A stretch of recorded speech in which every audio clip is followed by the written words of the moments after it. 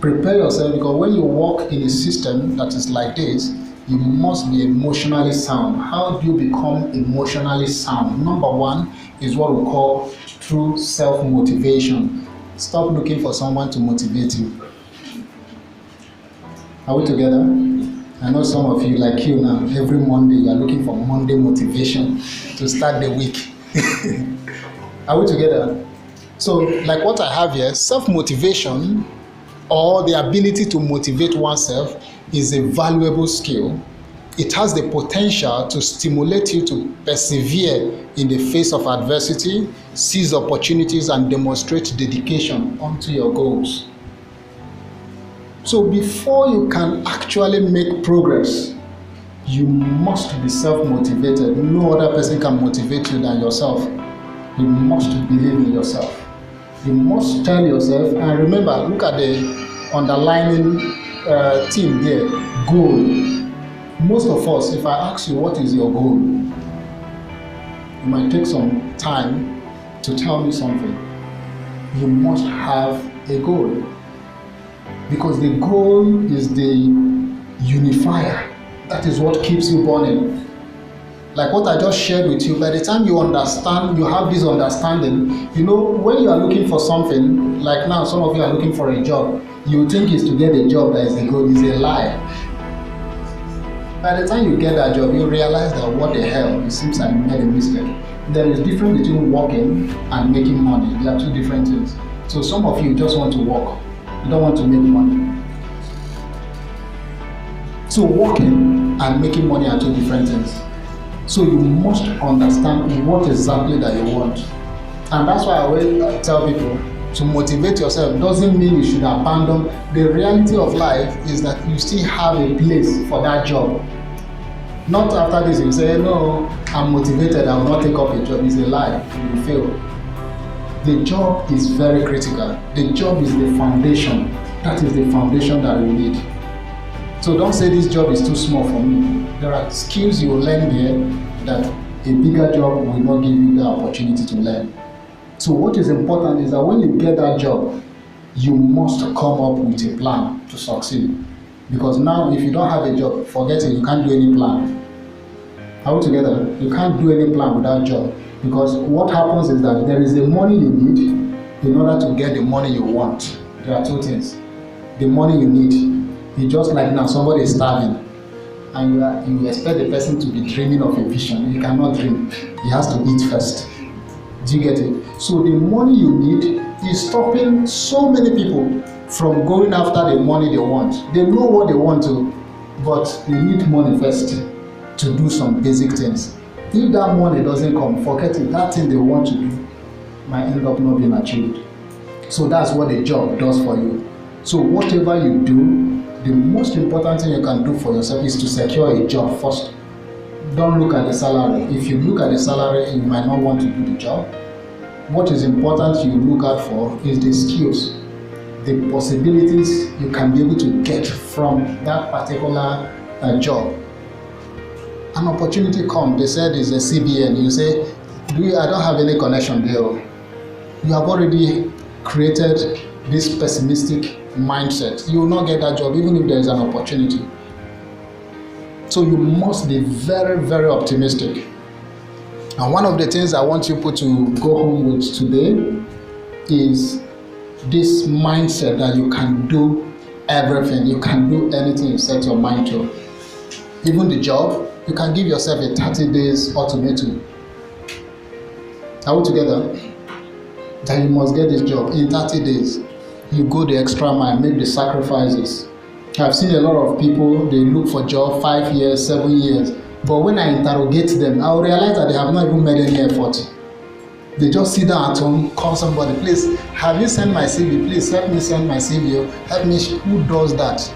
You must take responsibility for your life. You must be the architect of your own life. You don't assign your responsibility to others. You must be there. We'll have the next aspect, the empathy. Your ability to be empathetic to people, to situations. Because we have a lot of people that just think about themselves. The reality is that the moment you are able to build empathy towards people, you are creating your own opportunities, directly and indirectly. Through the empathy, there's what we call the emotional bank account. How many of us have heard it before? Emotional bank account, EBA, EBA. So it's not the EBA you eat. So this is something you build on people. The kind of emotions you build on people that makes them see you as their own. Let me give you a classical example. There is someone that will call you and beg you for money. When you have, you say you don't have. Have you not done that? You have, but you say, I don't have. You said they don't pay on time. Yeah. So, but there is someone that will call you, even if when you don't have the money, you will tell him, don't worry, let me call you back in 5 minutes. You call other people, make contact, please, can I get this money? They will think they are borrowing you, but you want to use it to help that person. Have you not encountered such before?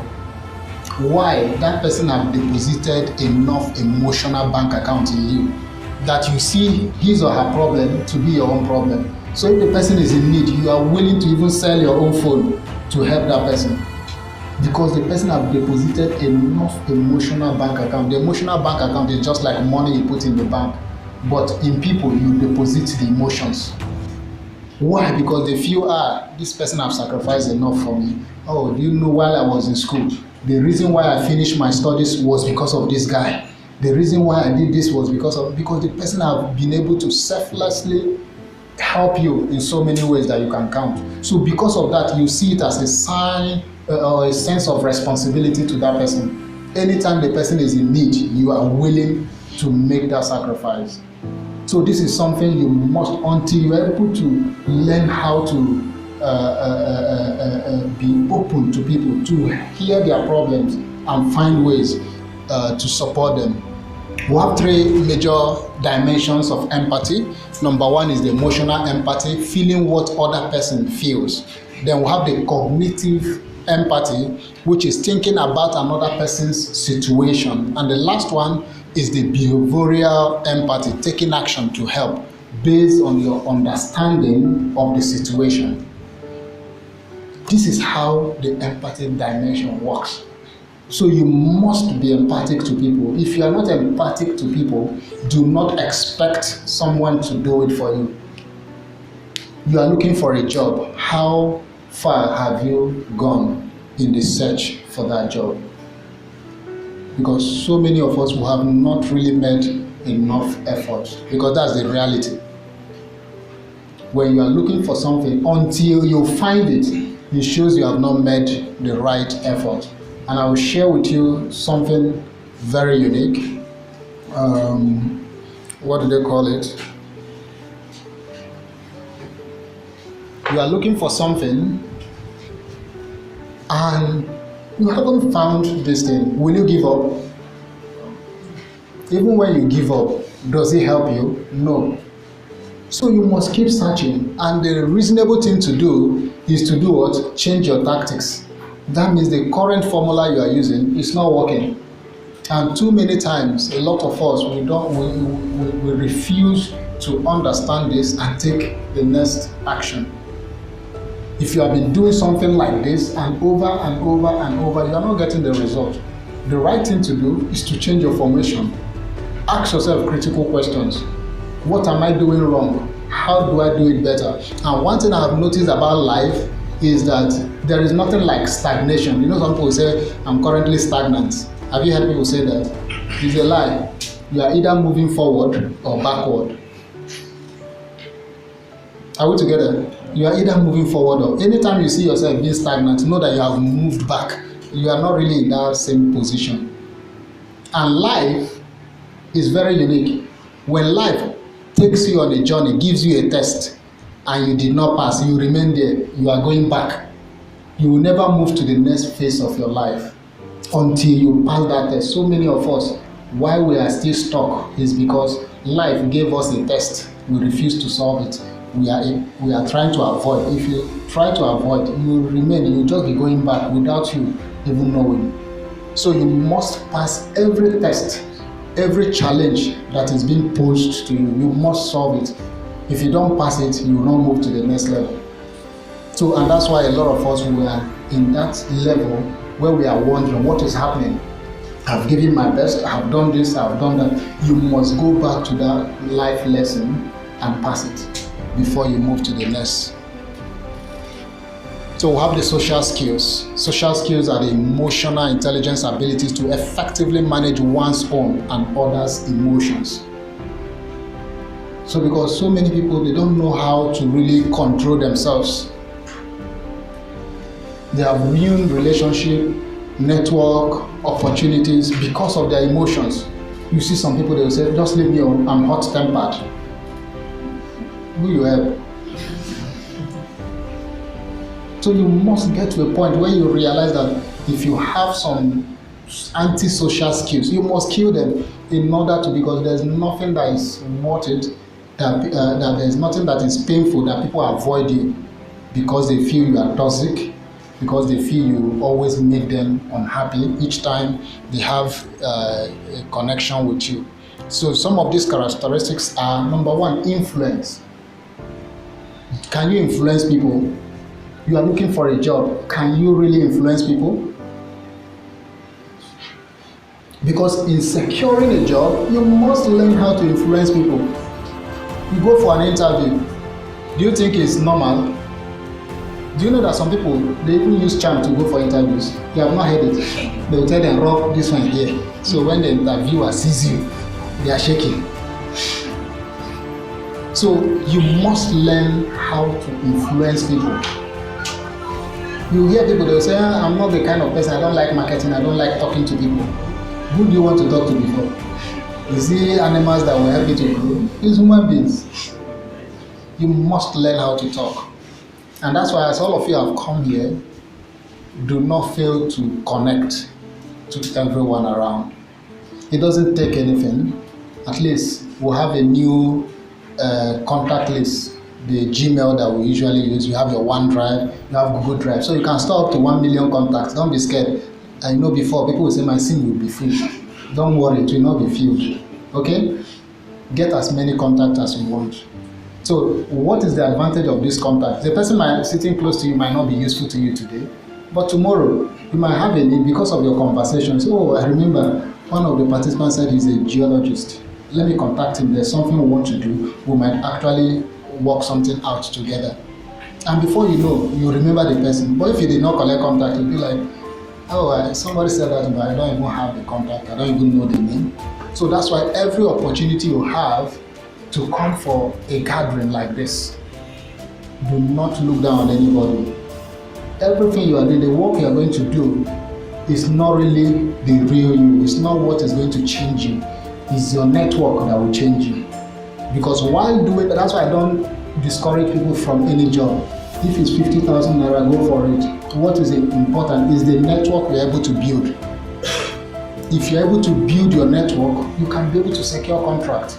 You can be able to secure an investment that will change your life, because that salary is just there to sustain you. The salary, do you know what the salary do for you? It gives you the money you need. The money you need. Are we together? Because without the money you need, you cannot get the money you want. So you use it to sustain yourself, pay your transport. When they say there's a seminar so place, you can rush there. When they say pay for so amount for training, you can pay. But without salary, you cannot do all those things. So that's why we must understand this. So how are you able to influence people? So if you have not been influencing, this is the right time to make that call. The next is communication. Communication. So many of us will have poor communication skills. Communication skills doesn't mean to just to talk with your mouth.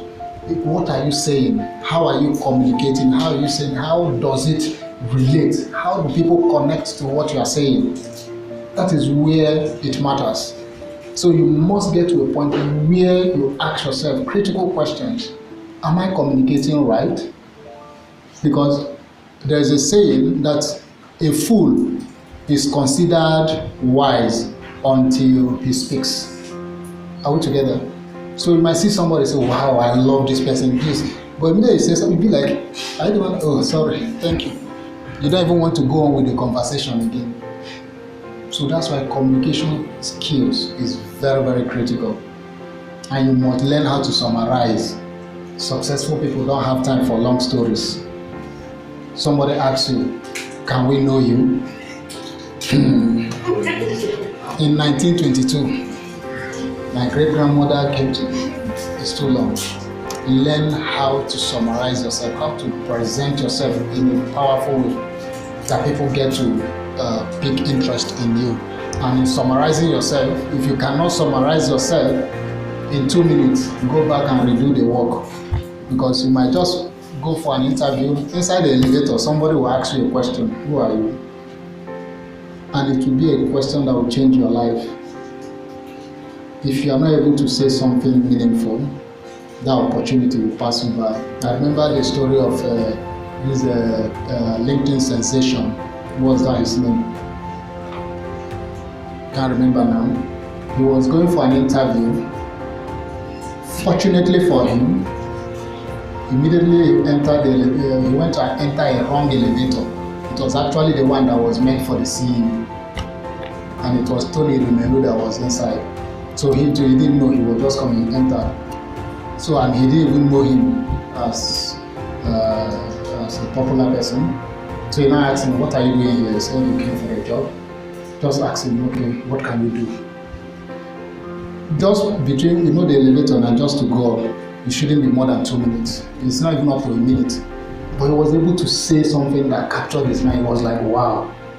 Told him to, from there, he now told him, follow me. And that was how he got the job. So many of us who have not taken time to pitch ourselves. I know if I ask you, come and pitch yourself to me now, it's going to be hell. So when you go back home, ask yourself, who are you? Talk to yourself in the mirror. Describe who you are. That if you are opportune to meet with a destiny helper, somebody that will change your life, what is that thing you will say that is about you that will capture their mind? It's very, very important. Number 3 is leadership. You must be able to be a leader. Nobody wants to employ somebody that will be giving them stress in the office. They want people who can take decisions, people who can look at what is available and come up with the recommended solutions. The next is change catalyst.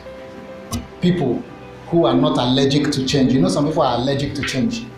You bring change, they are fighting the change, they are quarreling, they are saying this shouldn't be the way it should. You must be someone who is willing to change. When the situation demands for a change of activity, you should be willing to change. Do not just remain in the old ways. This is how we do it here. This is how this thing is being done. What of the new ways of doing it? They are showing you a better way of doing things. You are saying, no. This is how we used to. That's what has killed a lot of people. Because they want to continue with the old ways. Our educational system today is faulty. Why? Because most of the lecturers have refused to embrace the new technology. They will tell you, no, that's not how we used to do it. This is how we used to do it. Because they know in changing to the new ways will be a total overhaul of the system, and they might not even have the opportunity to be in the classrooms again. Because if they embrace ICT, 99% of them will not come back. So because of that, they prefer to stall on the destinies of millions of Nigerians because of their own selfish position. So that's why it's something that we must be willing to change. Conflict management. How do you manage conflicts? How do you manage conflict? It is very, very important. So for you to work with people, you must be a good conflict manager. When an issue comes up, how do you handle it? Because this is everyday life. We experience it on a daily basis. Collaboration. Some people, they will tell you, I'm a loner. I don't like working with people. I can do it on my own. It's a lie. You must learn how to collaborate with people. This is one of the best skills that can help you to grow. Your ability to work with people. Don't always believe you are the best. Don't always believe that you are the only one that can do it. Allow people to share their own opinions. Then have that critical time to look at those positions and go for the best. The last one is team capabilities. So when you work within a team, you must be able to identify their capabilities. What are their capabilities? Are we together? You must be able to know their capabilities, because the essence of a team is not people with the same skills, it's people with different skills. Are we together? And if you bring people with different skills, bringing them together, you must identify their strength. What is this person's strength? What is the other person's strength? Where is this person's weakness? Who is covering up for his weakness? Those are critical areas you must look at. Then we talk about now teamwork, which is from the team capabilities. You must understand what is teamwork. That's why I said connect. A lot of us don't like to connect with people. We just want to do solo event. It's not nice. Learn to connect. Connect to people. Work together as a team. It's not easy, because when you work in a team, for you to effectively work in a team, you must be somebody that is open-minded. A lot of people are closed-minded. They just want to remain with what they know. They don't want to learn new things. And when you have a closed-minded mindset, it's difficult to work in a team. So you must be willing to open yourself up. And when you are in a team, do not force yourself to show yourself. Allow yourself to grow. Allow yourself for people to see the potentials that you have. Too many of us, when we join a team like this, we want to be the leader.